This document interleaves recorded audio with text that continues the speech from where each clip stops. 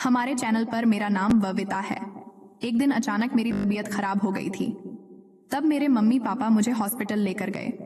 अस्पताल पहुंचने पर डॉक्टरों ने कुछ जांच वगैरह लिखी और अल्ट्रासाउंड हुए। इसके बाद पता चला कि मेरे पेट में पत्थरी है। कुछ दिन बाद डॉक्टर ने ऑपरेशन करके पत्थरी को निकाल दिया। ऑपरेशन के महीने बाद कुछ दिन के लिए मैं दीदी के पास रहने उनके ससुराल आ गई थी। मेरी दीदी दिल्ली शहर में रहती। वैसे तो मम्मी मुझे भेजती नहीं है, इसलिए कि कहीं मैं किसी लड़के के साथ मिलकर अपना मुंह काला कर बैठूं, क्योंकि दीदी के घर में किराए पर कमरा लेकर पढ़ने वाले लड़के भी रहते थे। जब मैं दीदी के यहाँ जाती तो वह सब मुझे देखते या बात करने की कोशिश करते थे। मेरी दीदी का घर 4 मंजिला है। चौथी मंजिल पर दीदी जीजू रहते हैं और तीसरी मंजिल पर दीदी के देवर और सास ससुर रहते थे और बाकी की मंजिल पर कुछ लड़के किराए पर कमरा लेकर रहते थे। अगर मैं सामने पड़ जाती तो कोई लड़का मुझसे बोल भी लेता था, पर यह सब दीदी को पसंद नहीं था। इस बात की चिंता दीदी को भी थी कि कहीं कोई लड़का मुझे पटा ना ले। मेरी दीदी कहती थी कि आजकल के लड़कों का प्यार तो बिल्लो रानी पर जाकर खत्म होता है, वह तो सिर्फ लो रानी के प्यासे होते हैं। वैसे मैं इससे पहले 1-2 बार घर दीदी के पास रहने आई थी। मेरा मन होता है कि मैं दीदी के पास रहूंगी, फिर भी मम्मी मना कर देती है। इसी बात पर कभी कभी मम्मी से मेरी लड़ाई भी हो जाती थी। जीजू मुझसे बहुत हंसी मजाक करते रहते हैं। जब से दीदी की शादी हुई है तभी से जीजू मुझे पटाने की फिराक में है। ऐसा मैंने कई बार नोटिस किया है। मैं दीदी के यहाँ गई तो मुझे देखते ही जीजू बोले, आ गई साली साहिबा, कैसी हो साली। वे दीदी के सामने भी मुझे छेड़ते रहते हैं। मेरे पेट पर ऑपरेशन का निशान है। उसके लिए जीजू कहते हैं कि अब तो तुम्हारे पेट पर मोहर लग चुकी है, जरा मैं भी देख लूं कैसी है मोहर। ऐसा बोलकर वह मुझे चिढ़ाते थे। एक बार जीजू बोले, काश मैं डॉक्टर होता, फिर तुम्हारा ऑपरेशन में करता।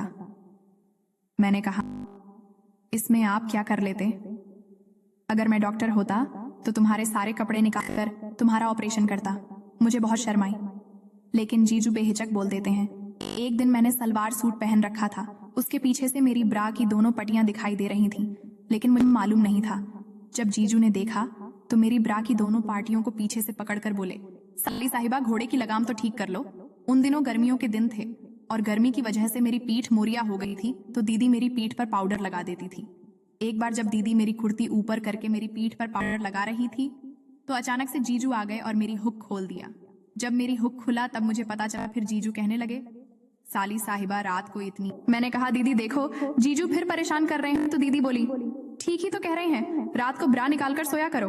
मैं अपना नाइट सूट लाना भूल गई थी। दीदी ने अपनी गाउन दे दी थी जो मुझे बहुत ढीली आती थी और उसका गला भी बड़ा था जिसमें से गोल मटोल भी दिखाई दे जाते थे, और जीजू की नजर वहीं पर टिकी रहती थी। एक बार पता नहीं कैसे मेरे पूरे शरीर में खुजली की बीमारी हो गई।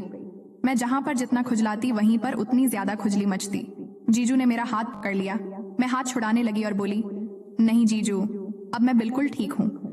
बोले, साली साहिबा, एक बार मैं भी तो देखूं कि अब दवाई की जरूरत है या नहीं। फिर भी जीजू मुझे गोद में उठाकर अंदर कमरे में ले गए और डबल बेड पर लेटा दिया। मैं कहने लगी, छोड़ो जीजू, प्लीज मुझे छोड़ दो। जीजू ने नहीं सुनी थी। जीजू बोले, साली साहिबा, जब से मैंने तुम्हें देखा है तब से मैं पागल हो गया हूँ। मुझे इतनी शर्म आ रही थी कि मैंने डबल बेड की चादर को ओढ़ लिया था, लेकिन जीजू उसे भी हटाकर अलग कर दिया। मैंने कहा, जीजू प्लीज छोड़ दो, दीदी आ जाएंगी। लेकिन जीजू अब कहाँ मानने वाले थे, और दीदी भी 3-4 घंटे से पहले नहीं आने वाली थी। ये तो जीजू को भी पता था कि जीजू बोले, साली साहिबा, आज तो तुम्हें मेरे साथ क्रिकेट मैच खेलना ही पड़ेगा। मैंने उनको मना किया, लेकिन वह नहीं माने। कहने लगे, सबसे पहले बैटिंग तुम करोगी। मैं अनाड़ी बनने का नाटक किया और कहा, मुझे बैटिंग नहीं आती है। जीजू बोले, कोई बात नहीं, मैं तुम्हें बैटिंग सिखा देता हूँ। इतना कहकर जीजू ने बैटिंग शुरू कर दी और दनादन चौके मारने लगे। जीजू ने पूरे आधे घंटे तक बैटिंग की और फिर आउट हो गए। मैं पूरी तरह हिल चुकी थी, क्योंकि कई महीने बाद मैं क्रिकेट खेल रही थी, लेकिन जीजू के सामने नाटक कर रही थी। लेकिन मेरे जीजू भी अनाड़ी नहीं थे, इसीलिए समझ गए वे तो इस मामले में पक्के खिलाड़ी थे। शादी से पहले भी उन्होंने बहुत क्रिकेट खेला था। उन्होंने बाद में मुझे बताया था। अब मैं क्या कहती हूँ उनसे, पहली क्रिकेट मैच तो डॉक्टर ने खेल लिया था, लेकिन वह समझ रहे थे कि यह मेरा फर्स्ट मैच है, और फिर मुझे वह वाली बात बतानी ही पड़ी। यह सुनकर जीजू बोले, तो फिर इतनी देर से नाटक क्यों कर रही थी? मैंने जीजू से कहा, मुझे तो पता भी नहीं चला था। वह जो भी कुछ हुआ सब बेहोशी में हुआ था कि जीजू ने कहा, चलो कोई बात नहीं है, बताओ